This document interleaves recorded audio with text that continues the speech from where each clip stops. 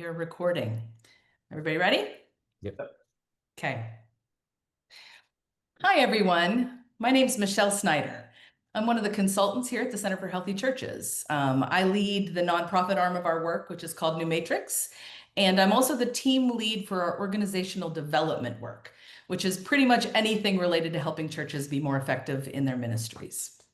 We're glad that you're joining us for this series. This is the last episode of this series that we're calling the Future Ready Church. In this series, we've been taking a deep dive into what it looks like for a church to tackle some of these strategic questions that are going to help them be the church that they need to be for the world today and for tomorrow. So with me today, I have several of my esteemed colleagues who are experts at what we're talking about, which is this episode we're calling From Ideas to Implementation.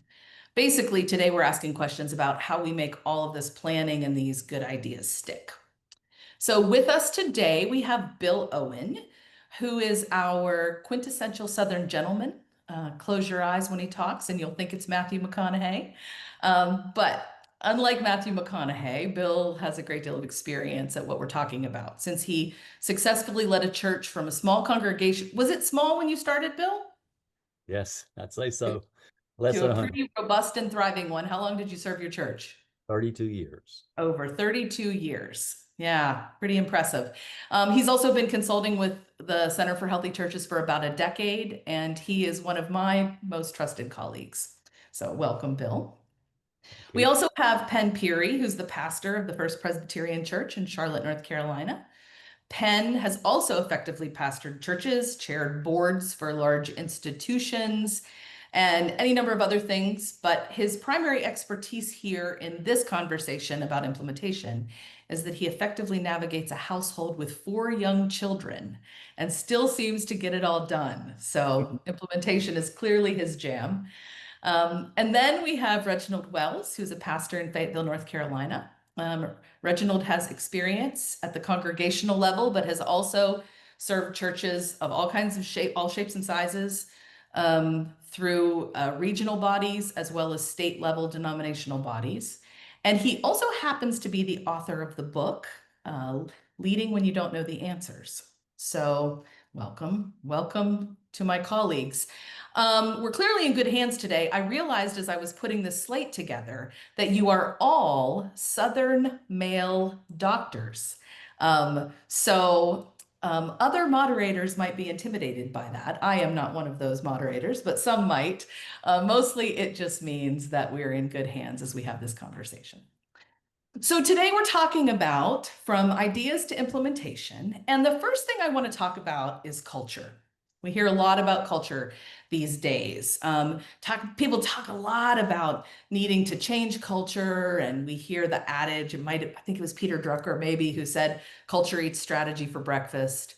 But I want to ask us how leaders can use their culture to work for them inside of their church. How do we use culture as part of how we implement our plan? So I want to start with Reginald and ask, how would you answer that question? Thank you for the question, Michelle. And again, I'm grateful to be here with all of my colleagues. I think you have to define the desired culture that you're seeking. As a leader, you have to define what is your culture? What is the culture you're seeking? You have to be clear on what kind of culture you're expecting that you want to create. For example, more collaborative, if it's going to be more collaborative, more what I call customer focus or consumer focus, should I say, or more innovative. I think you have to define what you're seeking, the culture that you're seeking. We talk about culture, we're changing culture, but the leader has to define the kind or the type of culture that he or she is seeking. It's fascinating. We have a lot of conversation about needing to change culture, but we talk a lot about the change. We don't always talk a lot about in order to become what, in order to go where. Yeah, that's good. Bill, what would you say? How do we use culture to our benefit, to our advantage? Well, one of the first conversations I often have had with leadership teams is a reminder that culture is not a faucet that you just turn on or off. It's more like it's more like the air that we breathe, and it's been shaped over time by a specific congregation. It's the shared language, it's the values that are embedded in how you do church and where we've been, and it certainly informs and shapes where we're headed. It's the habits and the stories, really, of every church family. So I think the best implementation efforts don't fight the culture, they partner with the culture that's in the church. So I think that's always a good reminder. Yeah. Yeah, Penn, what do you have to say about that? Yeah, just echoing my wise colleagues. I think, well, I guess an assumption that perhaps we should name is that if you are a committee chair or the pastor of the church that is attempting to change the culture, you have to spend enough time doing some listening so you understand the culture first. And just building off of Bill's point, I do think if you're trying to find effective ways to change culture, partnering with that existing culture and helping to articulate a vision or a goal. Now I'm connecting it to what Reginald said, helping people see what the vision is and why that is in the best interest of the church, and then leaning into that existing culture to, kind of encourage them along toward that change is where my mind went with that question. Yeah. Yeah. Nobody asked me, but I'm gonna give my Good. 2 cents anyway. I so I spent a lot of time, I've been a consultant for a long time, and I spent probably the first half of my years consulting talking about needing to change culture. And then I came across a story. It's actually the church I grew up in. I grew up in one of these small, tiny, rural family, what we might call a stuck system, right? There's all kinds of ways in which I could critique that culture and say, you're never going to grow and you got to be different. And, look at the mega church up the street. But they just were who they were. And this church was transformed, but here's how it was transformed. Like there's their deeply embedded system, but cousin Rich got cancer.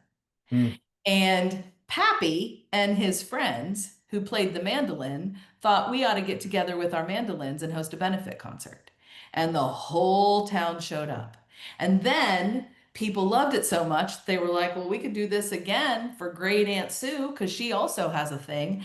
And sort of the definition of the family using the things that we love for the sake of the community turned into a thing that was probably 27 years ago. And they still do that every single month. Every single month, all the ancestors get together with their handmade instruments and they raise money for the community. And the church came alive. And in that moment, I was like, oh, we don't need to be different. We just need to be the best version of ourselves. Mm-hmm. So yeah, it's what you're saying. Bill. Well, it just made me think of Greg Jones, his concept of tradition to innovation. The 21st century is obviously going to demand new methodologies, but it never can ask more than who we already are when we're our best selves. So if I'm convinced that if any church, any American church in the 21st century can bring their best selves to meet the challenges that today presents to us, that will be more than enough if we bring our best selves to that. And that kind of unearthing as a congregation, and to borrow Reginald's point about being collaborative, the sharing of those stories, they are light to the congregation, energy to the system. And that's good work that every leader in a church should be about. That's interesting. So in the Center for Healthy Churches, we have a visioning process. And the first conversation in our visioning process is, where have we been? And some people can feel like that's backwards facing, or like that's I don't know. Not relevant. But it strikes me that understanding the DNA is a super significant part of this. And it is counter to the old methodology of top-down leadership. It's shared leadership, and that kind of congregational engagement. Oh, it's the energy really that all visions are born from. And also add, Michelle, that culture must support the goals of the organization. The culture has to support the goals of the organization. Say more about that. I think that, whatever first of all, you have to determine what are your goals. You have to determine what's the vision. I guess set of goals. What's our mission? What is our vision for our organization, for our church? And the culture has to line up with that. If not, you're always going to have conflict. There'll always be tension. So I think that they have to come in alignment with one another in order to move forward in whatever organization, whether it's the church or whatever you're working with, or the foundational group. Yeah, for sure. So let me ask then, what are some concrete things that you've seen work in helping to move a plan forward? In these ways. And I'm really talking about, so remember our title is From Ideas to Implementation. Like, what have you seen be really effective in going from, we got a good idea and maybe even a grand vision, a BHAG, big, hairy, audacious goal. How do we take that from that to implementation concretely? Penn, you have any of these? I do. And this may come off simple, but I think one strategy that I've seen work is to understand that it's a long runway and start soon enough by engaging the people who have influence in the organization, in the congregation on the front end, to try to capture their imagination, get their buy-in before it becomes something that they hear about. That's just basic leadership. But I think that particularly if it involves change, we're all smiling because we probably bumped into this the wrong way. I can tell you, I can give you examples of that if you ask me. But when we put enough time on the front end to engage the leaders of the church that have the influence, then it stands a lot better chance to stick when we get to the end of the process. Yeah. First of all, I think the best ideas are simple ones, but second of all, I don't think that's simple. I think that's solid as a rock. Yeah. Yeah. May I just add something that Penn said? Culture cannot be imposed. It must be co-created. Mm-hmm. You have to engage people at all levels. And I have something that I like to always share. I call it empower culture champions. Empower culture champions. Have persons that you're bringing them alongside of you, as Bill stated. It's not the bottom down. We're going to come alongside. You have to empower what I call culture champions. We're going to change. I need you to help me to change the culture. I like to add that in every church, in every organization, there's a subculture. And you have tribal leaders, if I can say that. And I think that you have to negotiate with the tribal leaders in order for them to understand what you're trying to do. And so I think that a good leader, as you're trying to shift culture, you have to find out who are my chiefs, who are my I call them the floor pastor. You have you're the pastor, but there are persons within the church who have more. They have influence with persons. So you have to empower cultural champions so they can feel a part of what you're trying to do. Penn, you look like you've got something to say about that. Well, I was smiling because I think Reginald's exactly right. And if the church system lets the pastor do it themselves, watch out, because when it goes wrong, that's not shared. That's on the pastor. So yeah. So my mentor in consulting space, he tells a story. I'm going to get the details wrong, but it's worth it telling anyway. He tried to make a thing happen. And so he took it to his session, which in Presbyterian spaces is the board. And he proposed his idea and it got flatly voted down. It was just an absolute no. And so he gave it 6 months and he decided to do exactly what Reginald was saying. He went to like the three, what'd you call them, Reginald, chief leaders or tribal leaders or floor pastors, right? He went to three of them. He said, I don't need anything from you but your endorsement of my idea. And he created letterhead and he put their names on the side of it. And he sent it to the next 10 people. And they said yes. And he said, I don't need anything from you but your names. And so he created new letterhead. And so it's the diffusion of innovation, right? It's your Mhm. early adopters and then your late adopters. And he said he got to 72 people before he got his first no on an idea that had been voted down flatly when he just took Mhm. it to a simple majority. So Mhm. yeah, might have been 75, not 72. Don't hold me to the details, but the story's true whether the details are right or not. So thank you. Very good ideas. Um, so so let me ask you, because our cultures sometimes sabotage, right? Culture does eat strategy for breakfast, as he said. Um, when culture becomes a point of sabotage, when culture begins to sabotage the implementation of a vision or a plan, what are some things that you have found to be helpful in getting the system unstuck, or how do you manage that? Bill, tell me, how do you manage it? Well, I think the very first thing that you do, particularly as an outside agent or consultant or coach to the congregation, but I think it is best from the existing leadership within the church. If you develop the strength and the culture where you name the anxiety, you name the resistance, you name the elephant that's in the room, whatever it might be. Don't shame it, but name it in a healthy way and honor the fear and or the grief uh, Mhm. that's behind the resistance. That's human. It's Mhm. human. So don't be uh, afraid of it. Don't be paralyzed by it. Certainly, what you if you can do that, that's just basic systems theory, isn't it? If to name it is to tame it, and so I would encourage leadership to do that. In fact, I have led more than a few name the elephant in the room conversations around the table.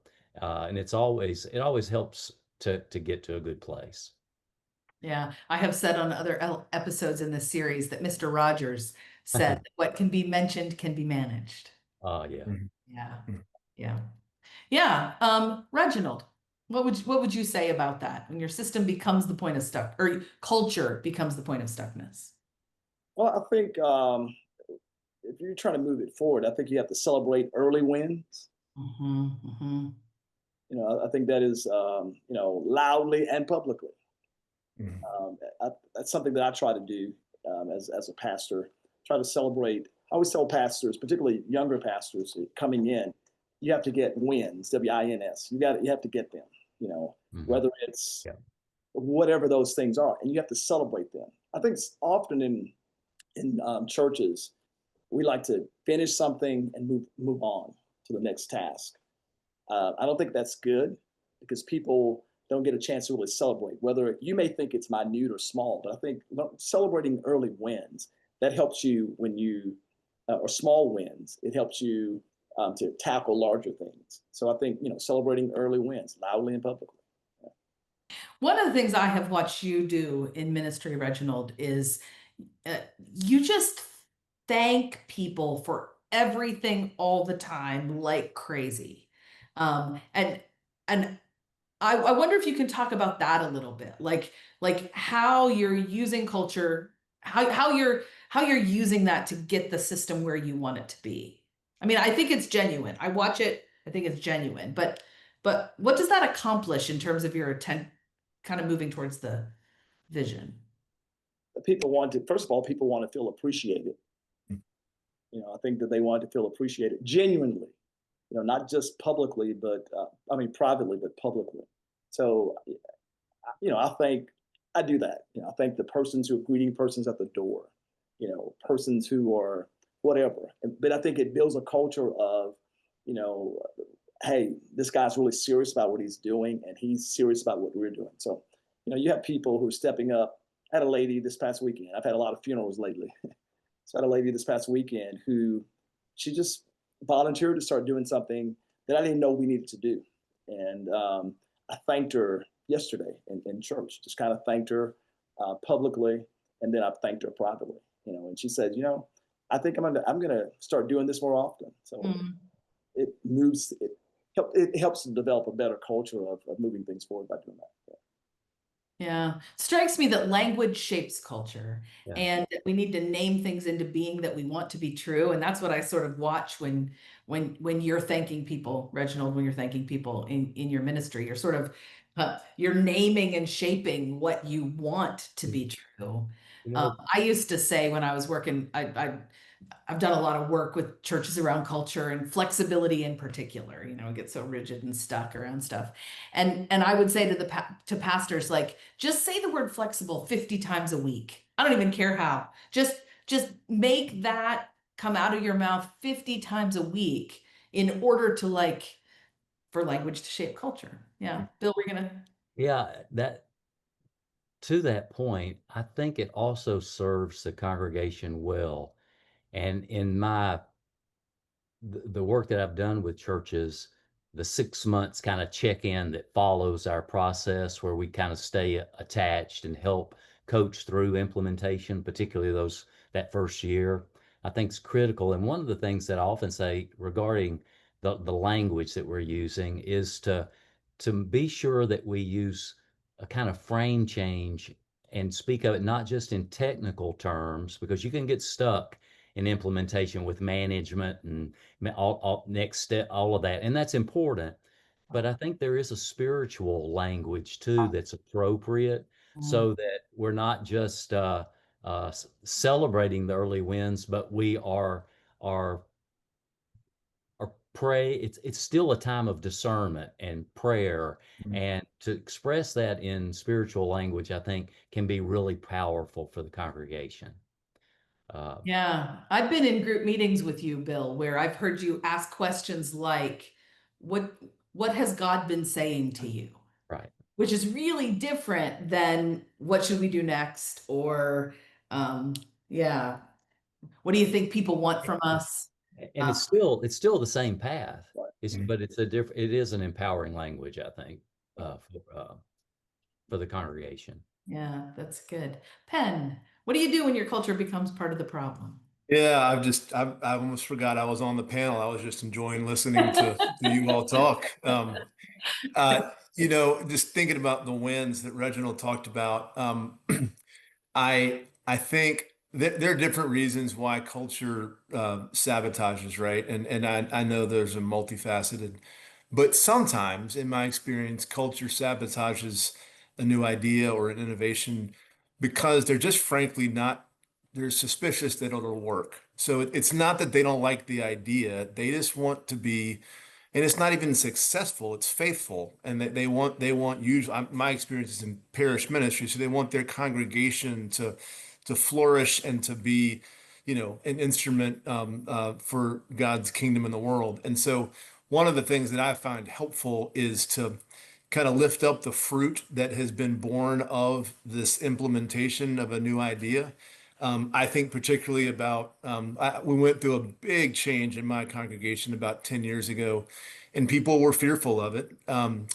And then we started having people join our church because of the change, and to reflect back to the leadership that were, kind of at least passively sabotaging, if not actively, that, this new idea has actually accomplished the very thing that in your heart of hearts you want our church to do.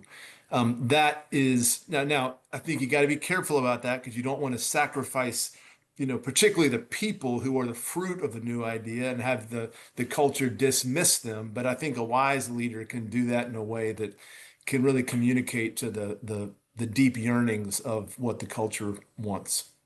But Michelle, go ahead, Bill. I'm sorry. Go ahead. No, go ahead. I think as I was listening to Penn, people need to see movement to really believe it's happening. Can talk about it, but until they can see it, once they see it, they really believe that it is happening. So I think, letting people see, as Penn was talking about, the actual movement, people joining because of the change, because of the implementation, it allowed people could see it. So people need to see movement and to believe it's happening. So I agree with that. Yeah. Yeah. This is a brand new thought for me. I haven't had it before, but part of what I heard, like I'm a big fan of what Reginald just said. Like when your early wins allow you more latitude to try things that are a little riskier. And then, you kind of take that stuff incrementally. I do think there's something to be said for like when folks are resisting. I'm an Enneagram 8, and if you know what that means, my apologies. But I'm a bulldozer. I just plow through, and I got an idea, and I'm on a path, and I'm going there, right? And what I'm hearing is like you don't want to sacrifice the people who laid the groundwork for this thing to happen on the backs of the vision. Sometimes that resistance is a good call for us to just kind of pull back and just ask ourselves, are we attending to the needs of all? One thing I've been really influenced by in Reginald's ministry is that he's always acknowledging the older folks. And his church, he's got lots of young people joining the church and that kind of thing. But the way that he makes sure that we're not growing the church on the backs of the hard work of these saints and then leaving them in the dust. Sometimes that's what resistance is about. And I don't know if it's what Penn was saying, but it's what I heard in what Penn was saying, that we need to be careful not to do that. And then we also need to say, and you said you want a church to be here for the next generation, and we've got growth to show for it. So both things are true. And I think a faithful leader holds them both. Good. Bill, you were gonna. I was thinking what begins our process are those conversations and stories around our past and who we were at our best. You don't need to forget that once you get to implementation, to Penn's point, you want to continue to pair strategy and our future with the stories that are being told today. And so you want to be sure as leadership that we're giving voice to these new stories that echo the stories of the past. And there's tremendous power in real life examples that keep this vision human and divine, reassuring, stabilizing, but also motivating and aspirational. I mean, it's great work. It's Mighty great. grand vision, Bill. Mighty Yeah, grand. yeah. Yeah, it's good stuff. So this is our very last episode of what I think was a 6-week series where we talked all about organizational development and building a church for the future. So I would like to ask my wise and seasoned colleagues if you have one final word to offer churches that are attempting to move into God's preferred future for them and their church. What is the one thing you would say is the best shot that these folks have at success? So, Penn, what would boy. offer your colleagues your best and most sage-like advice? I would say this is going to be a little off the wall, maybe, but Love it. Love it already. I think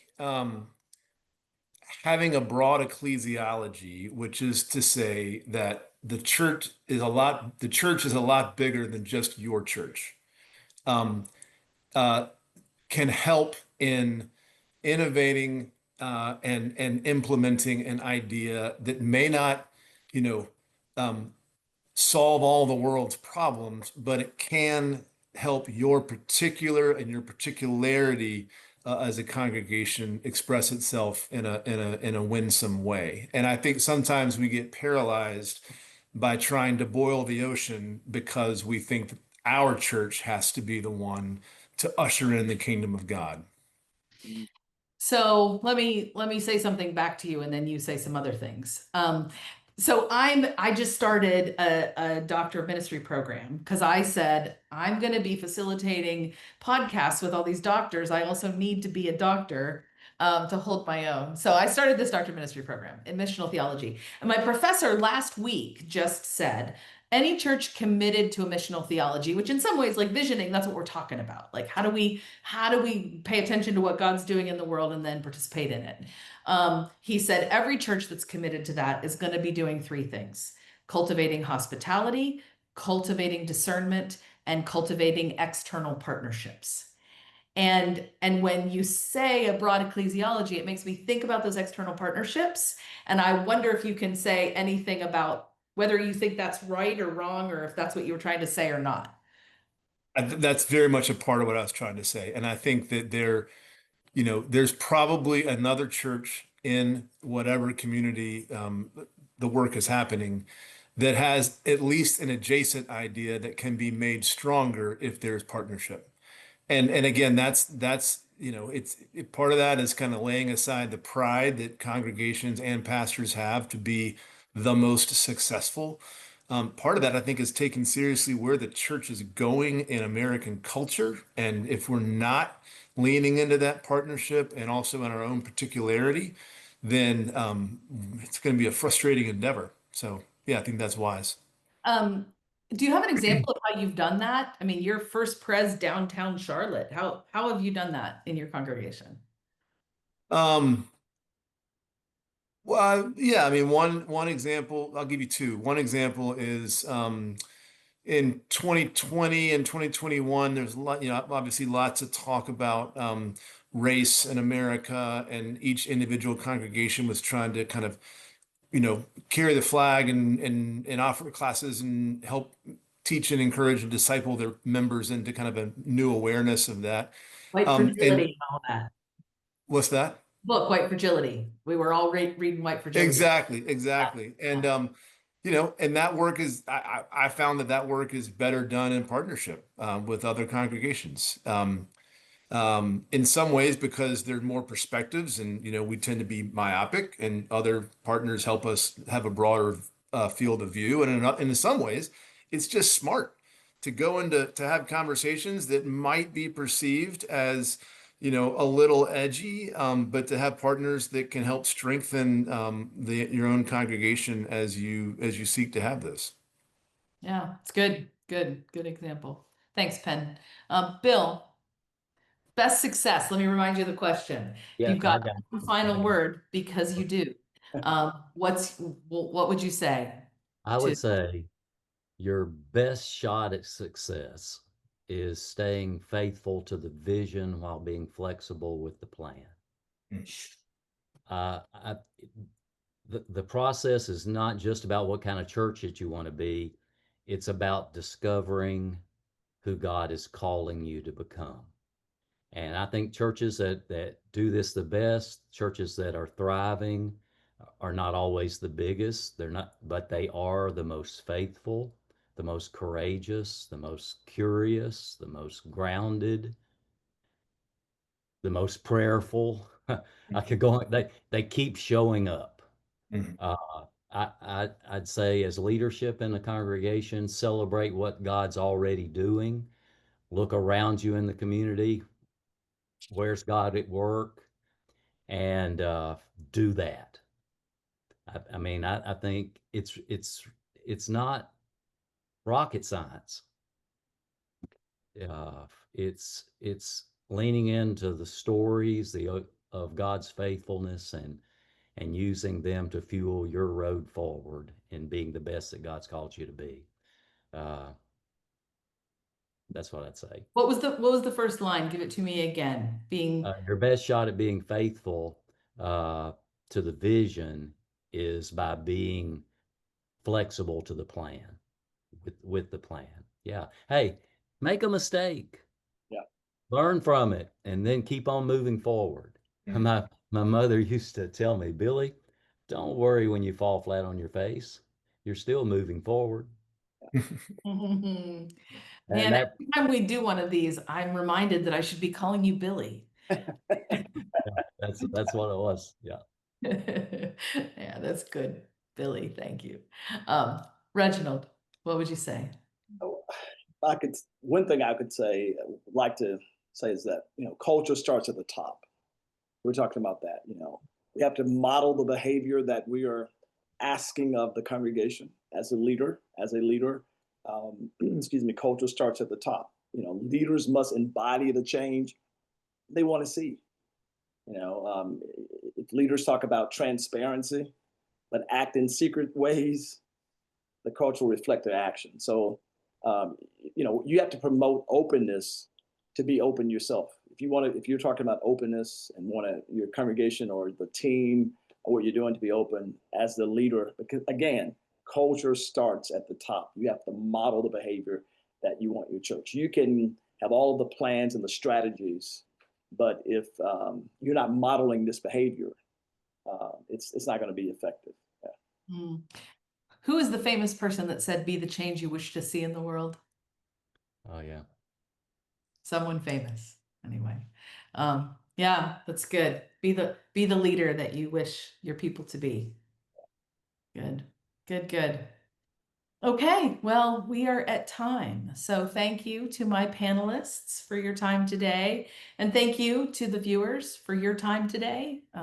We're really grateful for the opportunity to think with you about these things that occupy our days, which is mostly helping churches participate in God's call in the most effective way possible. We hope that you've heard some advice or insights that you found helpful. We love it when people like you call and ask us to journey with you. We've got some consultants who are deep wells of expertise and who are really good at what they do.